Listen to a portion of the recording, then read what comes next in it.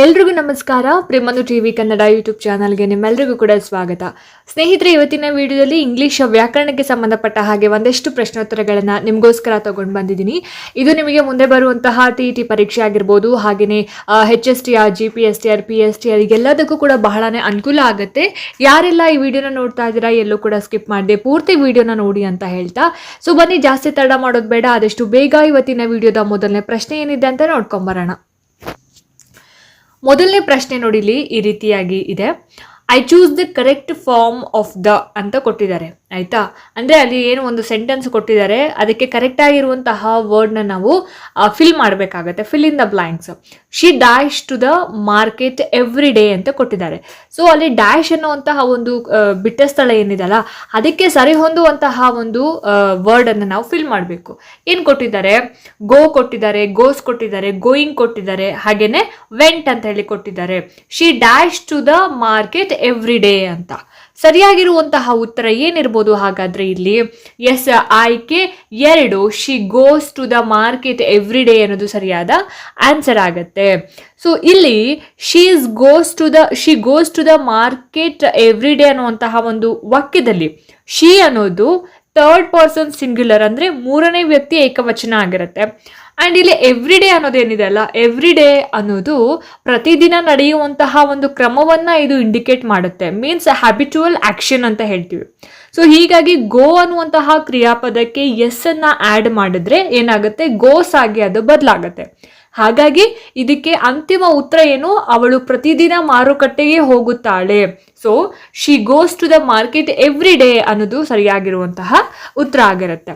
ಇನ್ನು ಮೊದಲನೇ ಆಯ್ಕೆ ಗೋ ಅನ್ನೋದು ಯಾಕೆ ಸರಿಯಾಗಿಲ್ಲ ಅಂತ ಹೇಳಿದ್ರೆ, ಈ ಗೋ ಅನ್ನುವಂತಹ ಒಂದು ವಾಕ್ಯವನ್ನ used with I, we, you, they. So I go, we go, you go, they go ಅಂತ ಯೂಸ್ ಮಾಡ್ತಾರೆ.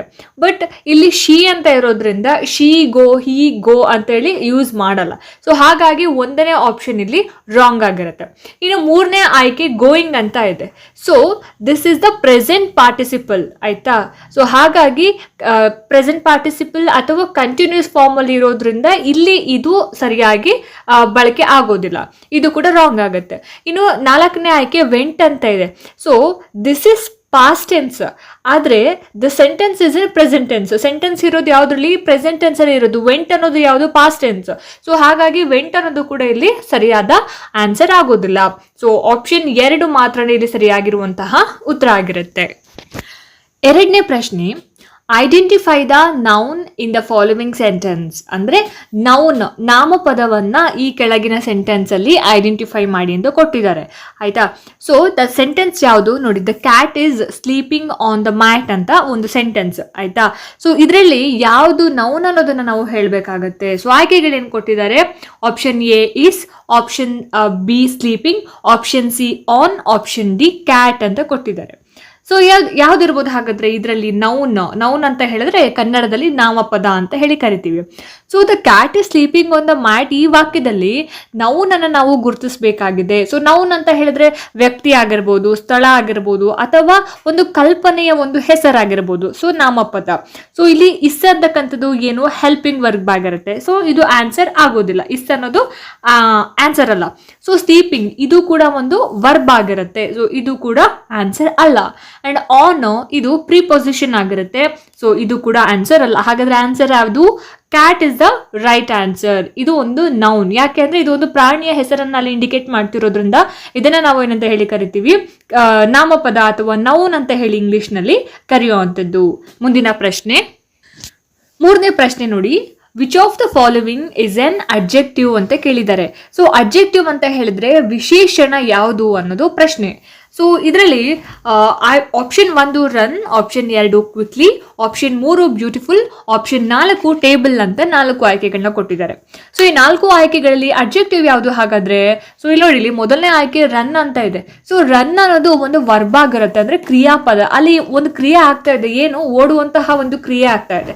ಸೊ ಹಾಗಾಗಿ ಅದನ್ನ ನಾವು ಅಡ್ಜೆಕ್ಟಿವ್ ಅಂತ ಹೇಳೋದಕ್ಕೆ ಆಗೋದಿಲ್ಲ. ಇನ್ನು ಎರಡನೇದು ಕ್ವಿಕ್ಲಿ. ಸೊ ಅದನ್ನ ನಾವು ಏನಂತ ಹೇಳಬಹುದು? ಅಡ್ವರ್ಬ್, ಅಂದ್ರೆ ಕನ್ನಡದಲ್ಲಿ ಕ್ರಿಯಾ ವಿಶೇಷಣ. ಸೊ ಕ್ರಿಯೆಗೆ ಅದು ಒಂದು ವಿವರವನ್ನ ನೀಡ್ತಾ ಇದೆ.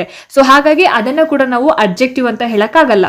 ಇನ್ನು 4ನೇ ಒಂದು ಆಯ್ಕೆ ನೋಡಿರಿ, ಟೇಬಲ್ ಅಂತ ಇದೆ. ಸೊ ಟೇಬಲ್ ಅನ್ನೋದು ಒಂದು ನೌನ್ ಅಂದ್ರೆ ನಾಮಪದ, ಅದು ಒಂದು ವಸ್ತುವಿನ ಹೆಸರನ್ನ ಇಂಡಿಕೇಟ್ ಮಾಡ್ತಾ ಇರೋದ್ರಿಂದ ಅದನ್ನ ನಾವೇನಂತ ಹೇಳಿ ಕರಿತೀವಿ, ನೌನ್ ಅಂತ ಹೇಳಿ ಕರಿತೀವಿ. ಹಾಗಾಗಿ ಇದು ಕೂಡ ಸರಿಯಾದ ಉತ್ತರ ಅಲ್ಲ. ಹಾಗಾದ್ರೆ ಸರಿಯಾದ ಉತ್ತರ ಏನು? ಬ್ಯೂಟಿಫುಲ್ ಅನ್ನೋದು ಆನ್ಸರ್ ಆಗುತ್ತೆ. ಸೊ ಬ್ಯೂಟಿಫುಲ್ ಅನ್ನೋದು ಒಂದು ಅಡ್ಜೆಕ್ಟಿವ್, ಅದೊಂದು ವಿಶೇಷಣ. ನಾಮಪದವನ್ನ ಅದೇನ್ ಮಾಡ್ತಾ ಇದೆ, ಡಿಸ್ಕ್ರೈಬ್ ಮಾಡ್ತಾ ಇದೆ. ಸುಂದರವಾದ ಹೂವು, ಬ್ಯೂಟಿಫುಲ್ ಫ್ಲವರ್. ಸೊ ಫ್ಲವರ್ ಅನ್ನೋದು ಒಂದು ನಾಮಪದ ಆಗಿರುತ್ತೆ, ಬ್ಯೂಟಿಫುಲ್ ಅನ್ನೋದು ಒಂದು ಅಡ್ಜೆಕ್ಟಿವ್ ಆಗಿರುತ್ತೆ. ಸೊ ಹಾಗಾಗಿ ಇಲ್ಲಿ ಈ ಪ್ರಶ್ನೆಗೆ ಸರಿಯಾದ ಉತ್ತರ ಏನು? ಆಯ್ಕೆ 3 ಬ್ಯೂಟಿಫುಲ್ ಅನ್ನೋದು ಸರಿಯಾದ ಆನ್ಸರ್ ಆಗುತ್ತೆ. 4ನೇ ಒಂದು ಪ್ರಶ್ನೆ, complete sentence with the correct pronoun. So last question ಯಾವ್ದಾಗಿತ್ತು? ನೌನ್ ಬಗ್ಗೆ ಆಗಿತ್ತು. ಸೊ ನೌನ್ ಅಂದ್ರೆ ನಾಮಪದ, ಪ್ರೊನೌನ್ ಅಂದ್ರೆ ಸರ್ವನಾಮ. ಸೊ ಕನ್ನಡದಲ್ಲಿ ಸರ್ವನಾಮವನ್ನ ಅವನು, ಇವಳು, ಸೊ ಅವರು ಅದೆಲ್ಲ ಹೇಳ್ತೀವಲ್ಲ, ತಾವು, ಇದೆಲ್ಲ ಸರ್ವನಾಮಕ್ಕೆ ಬರುತ್ತೆ. ಸೊ ಇಲ್ಲಿ ಪ್ರೊನೌನ್ ನಾವು ಐಡೆಂಟಿಫೈ ಮಾಡಿ ಅಂತ ಕೇಳಿದ್ದಾರೆ. ಕ್ವೆಶನ್ ಏನಿದೆ ನೋಡಿ, this is my book, dash is on the table. So ಅಲ್ಲಿ ಬಿಟ್ಟ ಸ್ಥಳ ಏನಿದೆಲ್ಲ ಡ್ಯಾಶ್, ಅಲ್ಲಿ ನಾವು ಒಂದು ಪ್ರೊನೌನ್ನ ಆಡ್ ಮಾಡಬೇಕು. ಸೊ ಪ್ರೊನೌನಿಗೆ ಇಲ್ಲಿ ಆಯ್ಕೆಗಳೇನು ಕೊಟ್ಟಿದ್ದಾರೆ? ಹಿ, ಶಿ, ದೇ, ಇಟ್ ಅಂತ ಹೇಳಿ ಕೊಟ್ಟಿದ್ದಾರೆ. ಸೊ ಈ 4 ಆಯ್ಕೆಗಳಲ್ಲಿ ಈ ಒಂದು ಬಿಟ್ಟ ಸ್ಥಳಕ್ಕೆ ಸರಿ ಹೊಂದುವಂತಹ ಒಂದು ಆಯ್ಕೆ ಏನಿರಬಹುದು? ಹಾಗಾದ್ರೆ ಒಂದೊಂದಾಗಿ ಈಗ ನೋಡ್ತಾ ಹೋಗೋಣ. ಹಿ ಅನ್ನೋದು ಏನಾಗುತ್ತೆ ಅಂತ ಹೇಳಿದ್ರೆ ಯೂಸ್ಡ್ ಫಾರ್ ಮೇಲ್ ಪರ್ಸನ್. ಇಲ್ಲಿ ಯಾವುದೇ ರೀತಿಯಾದಂತಹ ಮೇಲ್ ಪರ್ಸನ್ ಹೆಸರು ಕೂಡ ಇಲ್ಲ. ಸೊ ಹಾಗಾಗಿ ಹಿ ಆಗೋದಿಲ್ಲ. ಶಿ ಅನ್ನೋದು ಕೂಡ used for a female person, ಅದು ಕೂಡ ಆಗೋದಿಲ್ಲ.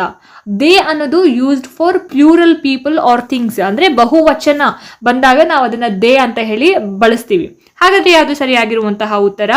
ಇಟ್ ಅನ್ನೋದು ಸರಿಯಾಗಿರುವಂತಹ ಉತ್ತರ, used for single object R thing. So ಹಾಗಾಗಿ ಇಲ್ಲಿ ಈ ಒಂದು ಪ್ರಶ್ನೆಗೆ this is my book, it is on the table ಅನ್ನೋದು ಸರಿಯಾಗಿರುವಂತಹ ಉತ್ತರ ಆಗುತ್ತೆ. ಸೊ ಇಲ್ಲಿ ಡ್ಯಾಶ್ ಇರುವಂತಹ ಒಂದು ಪ್ಲೇಸ್ ಅಲ್ಲಿ ಏನ್ ಬರ್ಬೇಕಾಗುತ್ತೆ? ಇಟ್ ಅಂತ ಬರ್ಬೇಕಾಗುತ್ತೆ. ಸೊ ಹಾಗಾಗಿ ಆಪ್ಷನ್ 4 ಇಟ್ ಈಸ್ ಅನ್ನೋದು ಸರಿಯಾಗಿರುವಂತಹ ಉತ್ತರ ಆಗಿರುತ್ತೆ. ನೆಕ್ಸ್ಟ್ ಕ್ವೆಶನ್ 5ನೇ ಪ್ರಶ್ನೆ ನೋಡಿ, ಚೂಸ್ ದ ಕರೆಕ್ಟ್ ಪ್ರಿಪೊಸಿಷನ್ ಅಂತ ಕೇಳಿದ್ದಾರೆ. ಅಂದ್ರೆ ಸರಿಯಾಗಿರುವಂತಹ ಪ್ರಿಪೊಸಿಷನ್ ನ ಬಳಸ್ಕೊಂಡು ಈ ಸೆಂಟೆನ್ಸ್ ನ ಫಿಲ್ ಮಾಡಿ ಅಂತ. So the sentence is the book is dash the table the shelf ಅಂತ ಇದೆ. ಅಂದ್ರೆ the book is dash the shelf ಅಂತ. ಸೊ ಅಲ್ಲಿ ಡ್ಯಾಶ್ ಎನ್ನುವಂತಹ ಜಾಗದಲ್ಲಿ ನಾವೇನ್ ಮಾಡ್ಬೇಕಾಗುತ್ತೆ? ಪ್ರಿಪೊಸಿಷನ್ ಫಿಲ್ ಮಾಡ್ಬೇಕಾಗುತ್ತೆ. ಸೊ ಏನು ಆಯ್ಕೆಗಳನ್ನ ಏನ್ ಕೊಟ್ಟಿದ್ದಾರೆ? ಆಟ್, ಆನ್, ಇನ್, ಅಂಡರ್ ಅಂತ ಕೊಟ್ಟಿದ್ದಾರೆ. ಸೊ ಸರಿಯಾಗಿರುವಂತಹ ಉತ್ತರ ಏನಿರ್ಬೋದು ಹಾಗಾದ್ರೆ ಈ ಒಂದು ಪ್ರಶ್ನೆಗೆ ಅಂತ ಹೇಳಿದ್ರೆ ಆಯ್ಕೆ 2 ಆನ್ ಅನ್ನೋದು ಸರಿಯಾದ ಉತ್ತರ ಆಗುತ್ತೆ. The book is on the shelf ಅನ್ನೋದು. ಸೊ ಇಲ್ಲಿ ಪುಸ್ತಕದ ಒಂದು ಸ್ಥಾನವನ್ನ ತೋರಿಸುವಂತಹ ಒಂದು ಪ್ರಿಪೊಸಿಷನ್ ನ ಕೇಳ್ತಕ್ಕಂತಹ ಪ್ರಶ್ನೆ ಇದಾಗಿರುತ್ತೆ. ಸೊ ಇಲ್ಲಿ ಏನಾಗುತ್ತೆ ಅಂತ ಹೇಳಿದ್ರೆ ಆನ್ ಅನ್ನೋದು ಮೇಲ್ಮೈ ಅಥವಾ ಮೇಲೆ ಇರೋದನ್ನ ಇದು ಇಂಡಿಕೇಟ್ ಮಾಡುತ್ತೆ, ಮೇಜಿನ ಮೇಲೆ ಅನ್ನೋದು. ಅಟ್ ಅನ್ನೋದು ಒಂದು ಸ್ಥಳವನ್ನ ಇದು ಇಂಡಿಕೇಟ್ ಮಾಡುತ್ತೆ. ಹಾಗಾಗಿ ಇದು ಸರಿಯಾಗಿರುವಂತಹ ಉತ್ತರ ಆಗೋದಿಲ್ಲ. ಇನ್ನು ಇಲ್ಲಿ ಇನ್ ಅಂತ ಹೇಳಿದ್ದಾರೆ, ಅದು ಒಳಗಿದೆ ಅನ್ನುವಂತಹ ಒಂದು ಅರ್ಥ ಇದು ಕೂಡ ಇಲ್ಲಿ ಅನ್ವಯ ಆಗೋದಿಲ್ಲ. ಸೊ ಅಂಡರ್ ಅನ್ನೋದು ಇಲ್ಲಿ ಕೆಳಗಡೆ ಅನ್ನೋದನ್ನ ತೋರಿಸುತ್ತೆ. ಸೊ ಹಾಗಾಗಿ ಇದು ಕೂಡ ತಪ್ಪು. ಸೊ ಈ ಒಂದು ಕಂಪ್ಲೀಟ್ ಸೆಂಟೆನ್ಸ್ ಏನಿದೆ, ಪುಸ್ತಕ ಶೆಲ್ಫ್ ಮೇಲಿದೆ ಅಂತ ಹೇಳುವಂಥದ್ದು. ಸೊ ಹಾಗಾಗಿ ಆನ್ ದ ಶೆಲ್ಫ್ ಅನ್ನೋದು ಸರಿಯಾಗಿರುವಂತಹ ಉತ್ತರ ಆಗಿರುತ್ತೆ. ನೆಕ್ಸ್ಟ್ ಕ್ವೆಶನ್ 6ನೇ ಪ್ರಶ್ನೆ ನೋಡಿ, what is the past tense of eat ಅಂತ ಕೇಳಿದ್ದಾರೆ. ಈಟ್ ಈ ಒಂದು ಪದದ ಪಾಸ್ಟ್ ಟೆನ್ಸ್ ಕನ್ನಡದಲ್ಲಿ ಭೂತಕಾಲ ಅಂತ ಹೇಳಿ ಕರಿತೀವಿ. ಸೊ ಭೂತಕಾಲ ಈಟ್ ಪದದ ಪಾಸ್ಟ್ ಟೆನ್ಸ್ ಕೇಳಿರೋದ್ರಿಂದ ಆಯ್ಕೆಗಳೇನು ಕೊಟ್ಟಿದ್ದಾರೆ ನೋಡಿ, ಈಟನ್, ಈಟಿಂಗ್, ಏಟ್, ಈಟ್ಸ್ ಅಂತ ಆಯ್ಕೆಗಳನ್ನ ಕೊಟ್ಟಿದ್ದಾರೆ. ಸೊ ಸರಿಯಾಗಿರುವಂತಹ ಉತ್ತರ ಏನಿರ್ಬೋದು ಹಾಗಾದ್ರೆ ಇದಕ್ಕೆ? ಆಯ್ಕೆ 3 ಏಟ್ ಅನ್ನೋದು ಸರಿಯಾದ ಉತ್ತರ ಆಗುತ್ತೆ. ಸೊ ಈಟ್ ಪದದ ಪಾಸ್ಟ್ ಟೆನ್ಸ್ ಬಂದು ಏಟ್. ಯಾಕೆ ಈಟನ್ ಆಗೋದಿಲ್ಲ? ಸೊ ಇಲ್ಲಿ ಈಟನ್ ಅನ್ನೋದು ಬಂದು this is the past participle. ಇದನ್ನ ನಾವು ಯಾವಾಗ ಬಳಸ್ತೀವಿ? ಹ್ಯಾಸ್, ಹ್ಯಾವ್, ಹ್ಯಾಡ್ ಇದನ್ನ ನಾವು ಬಳಸುವಂತ ಸಂದರ್ಭದಲ್ಲಿ ಈಟನ್ ಅಂತ ಹೇಳಿ ಬಳಸ್ತೀವಿ. For example, she has eaten lunch ಅಂತ. ಸೊ ಹಾಗಾಗಿ ಇಲ್ಲಿ ಈಟ್ ಪದದ ಪಾಸ್ಟ್ ಟೆನ್ಸ್ ಈಟನ್ ಆಗೋದಿಲ್ಲ, ಇದು ರಾಂಗ್. ಎರಡನೇದು eating, this is the present participle, ಅಂದ್ರೆ ಇವಾಗ ಸದ್ಯಕ್ಕೆ ಆಗ್ತಾ ಇರುವಂತದ್ದು, ಪ್ರೆಸೆಂಟ್ ವರ್ತಮಾನದಲ್ಲಿ. For example, he is eating, ಅವನು ತಿಂತಾ ಇದ್ದಾನೆ ಅಂತ. ಸೊ ಅದು ಕೂಡ ಪಾಸ್ಟ್ ಟೆನ್ಸ್ ಆಗೋದಿಲ್ಲ. 4ನೇದು ಈಟ್ಸ್ ಅಂತ ಇದೆ ಅಲ್ಲ, EATS ಈಟ್ಸ್ ಅನ್ನೋದು ಇದು ಕೂಡ answer. This is present tense. So he or she ಅಥವಾ ಇಟ್ ಇದನ್ನ ನಾವು ಬಳಸುವಂತಹ ಸಂದರ್ಭದಲ್ಲಿ ಈಟ್ಸ್ ಬಳಸ್ತೀವಿ. She eats dinner at 8 o'clock ಅಂತ. ಸೊ ಹಾಗಾಗಿ ಈಟ್ಸ್ ಕೂಡ ಆಗಲ್ಲ. ಸೊ ಈಟ್ ನ ಪಾಸ್ಟ್ ಟೆನ್ಸ್ ಬಂದು 8, AT, E is the right answer. ಮುಂದಿನ ಪ್ರಶ್ನೆ 7ನೇ ಪ್ರಶ್ನೆ ನೋಡಿ, ಚೂಸ್ ದ ಕರೆಕ್ಟ್ ಆರ್ಟಿಕಲ್ ಅಂತ ಕೇಳಿದ್ದಾರೆ. ಸೊ ಆರ್ಟಿಕಲ್ ಬಗ್ಗೆ ಗೊತ್ತಲ್ಲ, ಎ ಆ್ಯಂಡ್ ದ, ಇದನ್ನ ನಾವು ಆರ್ಟಿಕಲ್ ಅಂತ ಹೇಳಿ ಕರಿತೀವಿ. ಸೊ ಇಲ್ಲಿ ಈ ಒಂದು ಸೆಂಟೆನ್ಸ್ಗೆ ಸರಿ ಹೊಂದುವಂತಹ ಆರ್ಟಿಕಲ್ನ ನಾವೇನು ಮಾಡಬೇಕಾಗುತ್ತೆ, ಫಿಲ್ ಮಾಡಬೇಕಾಗುತ್ತೆ. The sentence is he saw dash elephant at the zoo ಅಂತ ಕೊಟ್ಟಿದ್ದಾರೆ. ಸೊ ಇಲ್ಲಿ ಡ್ಯಾಶ್ ಅನ್ನುವಂತಹ ಒಂದು ಸ್ಥಳದಲ್ಲಿ ಸರಿಯಾಗಿರುವಂತಹ ಒಂದು ಆರ್ಟಿಕಲ್ನ ನಾವೇನು ಮಾಡಬೇಕಾಗತ್ತೆ, ಫಿಲ್ ಮಾಡಬೇಕಾಗತ್ತೆ. ಸೊ ಹಾಗಾಗಿ ಇಲ್ಲಿ ಕೆಲವೊಂದು ಆಯ್ಕೆಗಳನ್ನ ಕೊಟ್ಟಿದ್ದಾರೆ ನೋಡಿ, a and the and last one is no article ಅಂತ. ಸರಿಯಾಗಿರುವಂತಹ ಉತ್ತರ ಏನಿರ್ಬೋದು ಹಾಗಾದ್ರೆ ಈ ಪ್ರಶ್ನೆಗೆ ಅಂತ ಹೇಳಿದ್ರೆ ಆಯ್ಕೆ 2 ಆ್ಯನ್ ಅನ್ನೋದು ಸರಿಯಾದ ಉತ್ತರ ಆಗುತ್ತೆ. ಹಿ ಸಾ an elephant at the zoo ಅಂತ. ಸೊ ಇಲ್ಲಿ ಏನಕ್ಕಾಗೋದಿಲ್ಲ ಅಂತ ಹೇಳಿದ್ರೆ ಇದು ವ್ಯಂಜನ ಧ್ವನಿಗೆ ಇದನ್ನ ಬಳಸ್ತಾರೆ ಅಂತ ಹೇಳ್ಬೋದು. A is used before words that given with a consonant sound, for example a dog, a ball. So ಈ ರೀತಿಯಾಗಿರುವಂತಹ ಒಂದು ವರ್ಡ್ಸ್ಗಳಿಗೆ ನಾವು ಬಳಸ್ತೀವಿ. ಸೊ ಆ್ಯನ್ ಅನ್ನೋದನ್ನ ನಾವೇನಕ್ಕೆ ಬಳಸ್ತೀವಿ, an elephant, AEIOU, an is used before words that begins with a vowel sound. Vowels ಗೊತ್ತಲ್ವಾ, AEIOU. So ಈ ರೀತಿಯಂತಹ ವವಲ್ಸ್ಗಳಿಂದ ಶುರುವಾಗುವಂತಹ ಪದಗಳ ಮುಂಚೆ ನಾವೇನ್ ಮಾಡ್ತೀವಿ, ಇದನ್ನ ಆ್ಯನ್ ಅನ್ನೋದನ್ನ ಬಳಸ್ತೀವಿ, ಅಂದ್ರೆ ಸ್ವರಧ್ವನಿಗೆ ಇದನ್ನ ಬಳಸ್ತಾರೆ ಅಂತ. ಇನ್ನು ದ ಅನ್ನೋದು ಮೂರನೇ ಒಂದು ಆಯ್ಕೆ ನೋಡಿ. ಇಲ್ಲಿ ದ ಅನ್ನೋದಿದೆಲ್ಲ ನಿರ್ದಿಷ್ಟವಾದಾಗ ಮಾತ್ರ ನಾವು ದ ಅನ್ನೋದನ್ನ ನಾವು ಬಳಸ್ತಾ ಹೋಗ್ತೀವಿ ಅಂತಕ್ಕಂಥದ್ದು. ಸೊ ಹಾಗಾಗಿ ಎಲಿಫೆಂಟ್ ಅನ್ನೋದು starts with the vowel E, so we use an. ಹಾಗಾಗಿ ಇಲ್ಲಿ ಆನ್ ಅನ್ನೋದು ಆಪ್ಷನ್ 2 ಸರಿಯಾಗಿರುವಂತಹ ಉತ್ತರ ಆಗಿರುತ್ತೆ. ನೆಕ್ಸ್ಟ್ ಮುಂದಿನ ಒಂದು ಪ್ರಶ್ನೆ, 8ನೇ ಪ್ರಶ್ನೆ ನೋಡಿ. ಇಲ್ಲಿ which sentence uses correct capitalisation ಅಂತ ಪ್ರಶ್ನೆ ಕೇಳಿದ್ದಾರೆ. ಅಂದ್ರೆ ಸೊ ಏನ್ ಪ್ರಶ್ನೆ ಅಂದ್ರೆ, ಈ ವಾಕ್ಯದಲ್ಲಿ ಸರಿಯಾದ ಆಂಗ್ಲ ಬೃಹತ್ ಅಕ್ಷರ ಬಳಕೆ, ಕ್ಯಾಪಿಟಲೈಸೇಷನ್ ಅಂತ ಹೇಳಿದ್ರೆ ಇಂಗ್ಲಿಷ್ನಲ್ಲಿ ದೊಡ್ಡ ಅಕ್ಷರ ಬಳಕೆ ಮಾಡಿ ಬರ್ದಿರುವಂತಹ ಅಥವಾ ಸೆಂಟೆನ್ಸ್ ಯಾವುದು ಅನ್ನೋದನ್ನ ಇಲ್ಲಿ ಕೇಳಿರೋ ಅಂತಿದ್ದು. ಸೊ ಇಲ್ಲಿ ಪ್ರೊನೌನ್ಸ್ ಮಾಡೋದಕ್ಕೆ ಎಲ್ಲವೂ ಒಂದೇ ತರ ಇದೆ, ಆದರೆ ಅಲ್ಲೇನಾಗ್ತಿದೆ capital letter and small letter ಅಂತ ಹೇಳಿ ಡಿಫ್ರೆನ್ಸ್ ಇದೆ. ಸೊ ಹಾಗಾಗಿ ಇಲ್ಲಿ ಸರಿಯಾಗಿರುವಂತಹ ಉತ್ತರ ಏನು ಅನ್ನೋದನ್ನ ನೀವು ಗೆಸ್ ಮಾಡಬೇಕಾಗತ್ತೆ. ಸೊ ಹಾಗಾಗಿ ಇಲ್ಲಿ I love to read books ಅನ್ನೋದನ್ನ ಕೆಲವೊಂದರಲ್ಲಿ ಕ್ಯಾಪಿಟಲ್ ಲೆಟರ್ಸ್ ಇದೆ ಅಥವಾ ಸ್ಮಾಲ್ ಲೆಟರ್ಸ್ ಇದೆ. ಸೊ ಯಾವ್ದು ಸರಿಯಾಗಿದೆ ಹಾಗಾದ್ರೆ ಇದರಲ್ಲಿ ಈ ಒಂದು ಏನು ಆಯ್ಕೆಗಳಲ್ಲಿ ಅಂತಂದ್ರೆ ಆಯ್ಕೆ 2 I love to read books ಅನ್ನೋದು ಸರಿಯಾಗಿರುವಂತಹ ಉತ್ತರ ಆಗಿದೆ.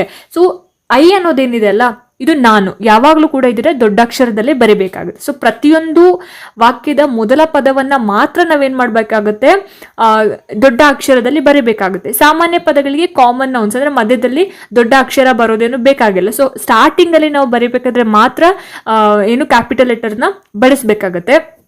ಸೊ ಹಾಗಾಗಿ ಇಲ್ಲಿ 2ನೇ ಒಂದು ಆಯ್ಕೆಯನ್ನು ನಾವು ಸರಿ ಅಂತ ಹೇಳಿ ಕನ್ಸಿಡರ್ ಮಾಡ್ಬೋದು. ನೆಕ್ಸ್ಟ್ ಪ್ರಶ್ನೆ ನೋಡಿ, find the verb in the sentences ಅಂತ. ಅಂದ್ರೆ ವರ್ಬ್ ಅನ್ನೋದನ್ನ, ವರ್ಬ್ ಅಂದ್ರೆ ಏನು, ಕ್ರಿಯಾಪದ. ಸೊ ಇದನ್ನ ನಾವು ಐಡೆಂಟಿಫೈ ಮಾಡಬೇಕು ಈ ಒಂದು ಸೆಂಟೆನ್ಸ್ ಅಲ್ಲಿ. ಬರ್ಡ್ಸ್ ಸಿಂಗ್ ಬ್ಯೂಟಿಫುಲಿ ಅಂತ ಇದೆ. ಸೊ ಇದರಲ್ಲಿ ಯಾವ ಒಂದು ಪದ ಏನು ಕ್ರಿಯಾಪದ ಆಗಿದೆ ಅಥವಾ ವರ್ಬ್ ಆಗಿದೆ ಅನ್ನೋದನ್ನ ನಾವು ಹೇಳ್ಬೇಕಾಗತ್ತೆ. ಸೊ ಆಯ್ಕೆಗಳು ನೋಡಿ, ಬರ್ಡ್ಸ್ ಸಿಂಗ್ ಬ್ಯೂಟಿಫುಲಿ ದ ಅಂತ ಇದೆ. ಸೊ ಇಲ್ಲಿ ಸರಿಯಾಗಿರುವಂತಹ ಉತ್ತರ ಏನು, ಆಪ್ಷನ್ 2 ಸಿಂಗ್ ಅನ್ನೋದು ಇದನ್ನ ನಾವು ವರ್ಬ್ ಅಂತ ಹೇಳಿ ಕರಿತೀವಿ, ಕ್ರಿಯಾಪದ. ಸೊ ಬರ್ಡ್ಸ್ ಯಾವ ಕ್ರಿಯೆ ಮಾಡ್ತಾ ಇದೆ ಇಲ್ಲಿ, ಸಿಂಗ್, ಹಾಡ್ತಾ ಇದೆ, ಅದೊಂದು ಕ್ರಿಯೆ ಆಗ್ತಾ ಇದೆ ಅಲ್ವಾ. ಸೊ ಬರ್ಡ್ ಅನ್ನೋದು ಇದು ಒಂದು ನಾಮಪದ ಆಗಿರುತ್ತೆ, ಇದನ್ನ ನಾವು ವರ್ಬ್ ಅಂತ ಹೇಳಕ್ಕಾಗಲ್ಲ. ಸೊ ಬ್ಯೂಟಿಫುಲಿ ಅನ್ನೋದು ಇದು ಒಂದು ಕ್ರಿಯಾ ವಿಶೇಷಣ ಅಂದ್ರೆ ಅಡ್ವರ್ಬ್ ಆಗಿರುತ್ತೆ. ಸೊ ನಾವು ಇದನ್ನ ವರ್ಬ್ ಅಂತ ಕನ್ಸಿಡರ್ ಮಾಡಕ್ಕಾಗಲ್ಲ. ಇನ್ನು ದ ಅನ್ನೋದು ಗೊತ್ತೇ ಇದೆ, ಆರ್ಟಿಕಲ್. ಸೊ ಒಂದು ನಿರ್ದಿಷ್ಟವಾದ ಒಂದು ನಾಮಪದ. ಸೊ ಹಾಗಾಗಿ ಇದನ್ನ ನಾವೇನಂತ ಹೇಳಿ ಕರಿತೀವಿ, ಸಿಂಗ್ ಅನ್ನೋದನ್ನ ವರ್ಬ್ ಅಂತ ಹೇಳಿ ಕರಿತೀವಿ. ದ ಅನ್ನೋದು ಆರ್ಟಿಕಲ್ ಆಗಿರುತ್ತೆ, ಬ್ಯೂಟಿಫುಲಿ ಅನ್ನೋದು ಅಡ್ವರ್ಬ್ ಆಗಿರುತ್ತೆ, ಬರ್ಡ್ಸ್ ಅನ್ನೋದು ನೌನ್ ಆಗಿರುತ್ತೆ. ಸೊ ಆಪ್ಷನ್ 2 ಸರಿಯಾದ ಉತ್ತರ ಆಗಿರುತ್ತೆ ಈ ಒಂದು ಪ್ರಶ್ನೆಗೆ. ಮುಂದಿನ ಒಂದು ಪ್ರಶ್ನೆ, 10ನೇ ಪ್ರಶ್ನೆ ನೋಡಿ. ಇಲ್ಲಿ choose the correct form of be they dash friends ಅಂತ ಪ್ರಶ್ನೆ ಕೇಳಿದ್ದಾರೆ. ಸೊ ಇಲ್ಲಿ ಸರಿಯಾಗಿರುವಂತಹ ಒಂದು ಉತ್ತರ ನೋಡೋದಕ್ಕಿಂತ ಮುಂಚೆ ಆಯ್ಕೆಗಳನ್ನ ನೋಡ್ಕೊಬರೋಣ. ಇಸ್, ಆಮ್, ಆರ್, ವಾಸ್ ಅಂತ ಕೊಟ್ಟಿದ್ದಾರೆ, ಆಯ್ತಾ. ಸೊ ಇಲ್ಲಿ ದೇ ಡ್ಯಾಶ್ ಫ್ರೆಂಡ್ಸ್, ಡ್ಯಾಶ್ ಎನ್ನುವಂತಹ ಒಂದು ಜಾಗದಲ್ಲಿ ಯಾವ ಒಂದು ಪದವನ್ನ ನಾವು ಹಾಕಬೇಕಾಗತ್ತೆ ಅನ್ನೋದು. ಸೊ ಇಲ್ಲಿ ಮೊದಲನೇದಾಗಿ ಇಸ್ ಅಂತ ಕೊಟ್ಟಿದ್ದಾರೆ. ಇಸ್ ಅನ್ನೋದನ್ನ ಹಾಕ್ತೀವ, ದೇ ಇಸ್ ಫ್ರೆಂಡ್ಸ್, ನೋ. ಅಲ್ಲಿ ಇಸ್ ಅನ್ನೋದನ್ನ ಹಿ, ಶಿ, ಇಟ್ ಇದರ ಜೊತೆಗೆ ನಾವು ಬಳಸ್ತೀವಲ್ವಾ. ಸೊ ಹಾಗಾಗಿ ಇದು ಆನ್ಸರ್ ಆಗೋದಿಲ್ಲ. ಸೊ ಆಮ್ ಆಮ್ ಅನ್ನೋದು ಐ ಜೊತೆ ಮಾತ್ರ ನಾವು ಬಳಸ್ತೀವಿ, ಹಾಗಾಗಿ ಇದು ಕೂಡ ಆಗೋದಿಲ್ಲ. ಸೊ ಇಲ್ಲಿ ವಾಸ್ ಅನ್ನೋದು ಏನು, ಇದು ಪಾಸ್ಟ್ ಟೆನ್ಸ್, ಸೊ ಭೂತಕಾಲದಲ್ಲಿ ಇದೆ, ಇದು ಕೂಡ ಆಗೋದಿಲ್ಲ. ಸೊ ಹಾಗಾಗಿ ಆನ್ಸರ್ ಏನು, are. So we are, you are, they are ಅಂತ ಬಳಸ್ತೀವಲ್ವಾ. ಸೊ ಹಾಗಾಗಿ ಇಲ್ಲಿ ದೇ ಬಂದಿದೆ, ದೇ ಆರ್ ಫ್ರೆಂಡ್ಸ್ ಅಂತ ಹೇಳಿ ಬಳಸ್ತೀವಿ. ಆಪ್ಷನ್ 3 ಸರಿಯಾಗಿರುವಂತಹ ಆನ್ಸರ್ ಆಗಿರುತ್ತೆ. ನೆಕ್ಸ್ಟ್ ಕ್ವೆಶನ್ ನೋಡಿ, which word is N adverb in the sentence ಅಂತ ಕೇಳಿದ್ದಾರೆ. ಸೊ ಇದರಲ್ಲಿ ಯಾವುದು ಅಡ್ವರ್ಬ್ ಅನ್ನೋದನ್ನ ನಾವು ಹೇಳಬೇಕಾಗತ್ತೆ. ಇಲ್ಲಿ ನೋಡಿ, ದ ಟರ್ಟಲ್ ಮೂವ್ಸ್ ಸ್ಲೋಲಿ ಅಂತ ಇದೆ. So the turtle moves slowly, ಈ ಸೆಂಟೆನ್ಸ್ ಅಲ್ಲಿ ಅಡ್ವರ್ಬ್ ಯಾವುದು ಅನ್ನೋದನ್ನ ನಾವು ಹೇಳಬೇಕಾಗತ್ತೆ. ಅಡ್ವರ್ಬ್ ಅಂತ ಹೇಳಿದ್ರೇನು, ಕ್ರಿಯಾ ವಿಶೇಷಣ ಅನ್ನೋದು. ಸೊ ಸರಿಯಾಗಿರುವಂತಹ ಉತ್ತರವನ್ನ ನೋಡೋಕ್ಕಿಂತ ಮುಂಚೆ ಆಯ್ಕೆಗಳನ್ನ ನೋಡಿ. ಟರ್ಟಲ್ ಮೂವ್ಸ್ ಸ್ಲೋಲಿ, ದ ಅಂತ ಇದೆ. ಸರಿಯಾಗಿರುವಂತಹ ಉತ್ತರ ಇದಕ್ಕೆ ಆಪ್ಷನ್ 3 ಸ್ಲೋಲಿ ಅನ್ನೋದು ಸರಿಯಾಗಿರುವಂತಹ ಉತ್ತರ ಆಗಿರುತ್ತೆ. ಸೊ ಟರ್ಟಲ್ ಏನಕ್ಕಾಗಲ್ಲ, ದಿಸ್ ಈಸ್ ಅ ನೌನ್, ಅಂದ್ರೆ ಸಬ್ಜೆಕ್ಟ್ ಆಫ್ ದ ಸೆಂಟೆನ್ಸ್. ಈ ಸೆಂಟೆನ್ಸ್ ಅಲ್ಲಿ ಬರ್ತಕ್ಕಂತಹ ಮೇನ್ ಸಬ್ಜೆಕ್ಟ್ ಟರ್ಟಲ್. ಸ್ಲೋ ಆಗಿ ನಡೀತಾ ಇದೆ, ಏನು ಸ್ಲೋ ಆಗಿ ಹೋಗ್ತಾ ಇದೆ, ಟರ್ಟಲ್. ಸೊ ಇದು ಅಡ್ವರ್ಬ್ ಆಗೋದಿಲ್ಲ. ಇನ್ನು ಮೂವ್ಸ್ ಅನ್ನೋದು ದಿಸ್ ಇಸ್ ಅ ವರ್ಬ್, ಅಲ್ಲಿ ಒಂದು ಆಕ್ಷನ್ ಆಗ್ತಾ ಇದೆ, ಮೂವ್ ಚಲಿಸ್ತಾ ಇದೆ. ಸೊ ಇದು ಕೂಡ ಅಡ್ವರ್ಬ್ ಆಗೋದಿಲ್ಲ. ಇನ್ನು ದ 4ನೇ ಒಂದು ಆಯ್ಕೆ ದ ಇದೆ ಅಲ್ಲ, ಸೊ ಇದನ್ನ ನಾನು ಅವಾಗ್ಲಿಂದನೂ ಹೇಳ್ತಾನೆ ಇದ್ದೀನಿ, ದಿಸ್ ಈಸ್ ಅನ್ ಆರ್ಟಿಕಲ್ ಅಂತ. ಸೊ ದ ಅನ್ನೋದು ಒಂದು ಆರ್ಟಿಕಲ್ ಆಗಿರೋದ್ರಿಂದ ಇದನ್ನ ಕೂಡ ನಾವು ಅಡ್ವರ್ಬ್ ಅಂತ ಕನ್ಸಿಡರ್ ಮಾಡೋಕ್ಕಾಗಲ್ಲ. ಸೊ ಸ್ಲೋಲಿ ಅನ್ನೋದೇನಿದೆಯಲ್ಲ, ಆಯ್ಕೆ 3 slowly, this is an adverb because it tells how the turtle moves. ಅದು ಹೇಳ್ತಾ ಇದೆ ಟರ್ಟಲ್ ಹೇಗೆ ಮೂವ್ ಆಗ್ತಾ ಇದೆ ಅಂತ, ಹೇಗೆ ಸ್ಲೋಲಿ, ನಿಧಾನವಾಗಿ ಅಂತ. ಸೊ ಹಾಗಾಗಿ ಈ ಪ್ರಶ್ನೆಗೆ ಆಯ್ಕೆ 3 ಸ್ಲೋಲಿ ಅನ್ನೋದು ಸರಿಯಾಗಿರುವಂತಹ ಉತ್ತರ ಆಗಿರುತ್ತೆ. 12ನೇ ಒಂದು ಪ್ರಶ್ನೆ ನೋಡಿ, select the correct punctuation for the end of the sentence ಅಂತ ಪ್ರಶ್ನೆ ಕೇಳಿರೋಂಥದ್ದು. ಸೊ ಪಂಕ್ಚುಯೇಷನ್ ಅಂತಂದ್ರೆ ಏನು, ಇಲ್ಲಿ ವಿರಾಮಗಳು ಅಂತ ಏನು ಹೇಳ್ತೀವಲ್ಲ ನಾವು, ಕ್ವೆಶನ್ ಮಾರ್ಕ್ ಆಗಿರ್ಬೋದು ಅಥವಾ ಅಪಾಸ್ಟ್ರಫೀಸ್ ಆಗಿರ್ಬೋದು, ಫುಲ್ ಸ್ಟಾಪ್ ಆಗಿರ್ಬೋದು, ಇವುಗಳನ್ನ ನಾವು ಇಂಗ್ಲಿಷ್ನಲ್ಲಿ ಪಂಕ್ಚುಯೇಷನ್ ಅಂತ ಹೇಳಿ ಕರಿತೀವಿ. ಸೊ ಇಲ್ಲಿ ವಾಟ್ ಈಸ್ ಯುವರ್ ನೇಮ್ ಅನ್ನುವಂತಹ ಒಂದು ವರ್ಡ್ ಏನಿದೆ ಅಲ್ಲ, ಅದಕ್ಕೆ ಸರಿಯಾದಂತಹ ಒಂದು ಪಂಕ್ಚುಯೇಷನ್ ನಾವು ಹಾಕಬೇಕು. ಯಾವುದು ಹಾಕಬಹುದು ಅಂತ ಹೇಳಿ ಇಲ್ಲಿ ಆಯ್ಕೆಗಳನ್ನ ಕೊಟ್ಟಿದ್ದಾರೆ. ಸೊ ಮೊದಲನೇ ಆಯ್ಕೆ ನೋಡಿ, ಇಲ್ಲಿ ಇದನ್ನ ನಾವು ಫುಲ್ ಸ್ಟಾಪ್ ಅಂತ ಹೇಳಿ ಕರಿತೀವಿ. ಸೊ 2ನೇದು ಎಕ್ಸ್ಕ್ಲಮೇಷನ್ ಮಾರ್ಕ್ ಅಂತ ಹೇಳಿ ಕರಿತೀವಿ. 3ನೇದು ಕ್ವೆಶನ್ ಮಾರ್ಕ್ ಅಂಡ್ 4ನೇದು comma. So what is your name ಅನ್ನೋದಕ್ಕೆ ಸರಿಯಾಗಿರುವಂತಹ ಒಂದು ಪಂಕ್ಚುಯೇಷನ್ ಯಾವ್ದಿರುತ್ತೆ ಹಾಗಾದ್ರೆ, ಎಸ್, ಆಯ್ಕೆ 3 ಸರಿಯಾದ ಉತ್ತರ ಆಗುತ್ತೆ. ಯಾಕೆ ಆಯ್ಕೆ 3 ಆಗುತ್ತೆ ಅಂದ್ರೆ, ನೋಡಿ ಇಲ್ಲಿ ಫುಲ್ ಸ್ಟಾಪ್ ಅನ್ನೋದು used for statements. So statement end ಆಗ್ತಿದೆ, ಡಿಕ್ಲರೇಟಿವ್ ಸೆಂಟೆನ್ಸ್ಗೆ ನಾವು ಬಳಸ್ತೀವಿ ಫುಲ್ ಸ್ಟಾಪ್ ಅನ್ನ. So exclamation mark used for strong emotion or commands. ಯಾವ್ದಾದ್ರು ಒಂದು ಭಾವನೆಗಳಿಗೆ ಅಥವಾ ಏನಾದ್ರೂ ಒಂದು ಕಮಾಂಡ್ ಅನ್ನ ಮಾಡುವಾಗ ನಾವೇನ್ ಮಾಡ್ತೀವಿ, ಎಕ್ಸ್ಕ್ಲಮೇಷನ್ ಮಾರ್ಕ್ ನ ಬಳಸ್ತೀವಿ. ಸೊ ಇನ್ನು ಕೊಮಾ ಏನಕ್ಕೆ ಬಳಸ್ತೀವಿ ಅಂತ ಹೇಳಿದ್ರೆ, comma used within sentences not at the end. So ಅಂದ್ರೆ ಇಲ್ಲಿ ಒಂದು ಪದದ ಕೊನೆಗೆ ನಾವು ಬಳಸೋದಿಲ್ಲ, ಆಯ್ತಾ, ಮಧ್ಯದಲ್ಲಿ ನಾವು ಬಳಸ್ತಾ ಹೋಗ್ತೀವಿ ಕೊಮಾ. ಸೊ ಹಾಗಾಗಿ ಇಲ್ಲಿ ನಾವು ವಾಟ್ ಈಸ್ ಯುವರ್ ನೇಮ್ಗೆ ಕೊಮಾ ಹಾಕಲ್ಲ, ಕ್ವೆಶನ್ ಮಾರ್ಕ್ ಹಾಕ್ತೀವಿ. So question mark used at the end of A question. ಯಾವ್ದಾದ್ರೂ ಒಂದು ಪ್ರಶ್ನೆಯನ್ನ ಕೇಳುವಂತಹ ಒಂದು ಸಂದರ್ಭದಲ್ಲಿ ನಾವೇನ್ ಮಾಡ್ತೀವಿ, ಕ್ವೆಶನ್ ಮಾರ್ಕ್ ನ ಬಳಸ್ತೀವಿ. ಸೊ ಹಾಗಾಗಿ ಇಲ್ಲಿ ನಾವು ಕ್ವೆಶನ್ ಮಾರ್ಕ್ ಅನ್ನುವಂತಹ ಒಂದು ಪಂಕ್ಚುಯೇಷನ್ ನ ಬಳಸ್ತೀವಿ. ಸೊ ನಿನ್ನ ಹೆಸರೇನು ಅನ್ನೋದು ಒಂದು ಪ್ರಶ್ನಾರ್ಥಕ ಚಿಹ್ನೆ ಆಗಿ, ಪ್ರಶ್ನೆ ಕೇಳೋದ್ರಿಂದ ನಾವು ಅದನ್ನ ಪ್ರಶ್ನಾರ್ಥಕ ಚಿಹ್ನೆಯಲ್ಲಿಯೇ ನಾವು ಕೊನೆಗೊಳಿಸ್ತೀವಿ ಅಂತಕ್ಕಂಥದ್ದು. ಸೊ ನೋಡಿದ್ರಲ್ಲ ಸ್ನೇಹಿತರೆ, ಇದಾಗಿತ್ತು ಇವತ್ತಿನ ಇಂಗ್ಲಿಷ್ ವ್ಯಾಕರಣಕ್ಕೆ ಸಂಬಂಧಪಟ್ಟ ಹಾಗೆ ಒಂದಷ್ಟು ಪ್ರಶ್ನೋತ್ತರಗಳು. ಸೊ ಈ ವಿಡಿಯೋ ನಿಮಗೆ ಇಷ್ಟ ಆಗಿದೆ, ಅನುಕೂಲ ಆಗಿದೆ ಅಂತ ಭಾವಿಸ್ತೀನಿ. ಇಷ್ಟ ಆಯ್ತು ಅಂತಂದ್ರೆ ದಯವಿಟ್ಟು ಲೈಕ್ ಮಾಡಿ, ಶೇರ್ ಮಾಡಿ, ಹಾಗೆ ನಿಮ್ಮ ಅನಿಸಿಕೆ ಅಭಿಪ್ರಾಯಗಳು ಏನೇ ಇದ್ರೂ ಕೂಡ ನನಗೆ ಕಮೆಂಟ್ ಸೆಕ್ಷನ್ ನಲ್ಲಿ ತಿಳಿಸಿ ಅಂತ ಹೇಳ್ತಾ, ಇದೇ ರೀತಿ ಹೆಚ್ಚಿನ ವಿಡಿಯೋಸ್ಗಳಿಗೋಸ್ಕರ ನಿರಂತರವಾಗಿ ನನ್ನ ಚಾನೆಲ್ ಅನ್ನು ನೋಡ್ತಾ ಇರಿ. ಮುಂದಿನ ವಿಡಿಯೋಸ್ಗಳಲ್ಲಿ ನಾನು ನಿಮಗೆ ಸಿಗ್ತೀನಿ. ಅಲ್ಲಿ ತನಕ ಎಲ್ರಿಗೂ ನಮಸ್ಕಾರ.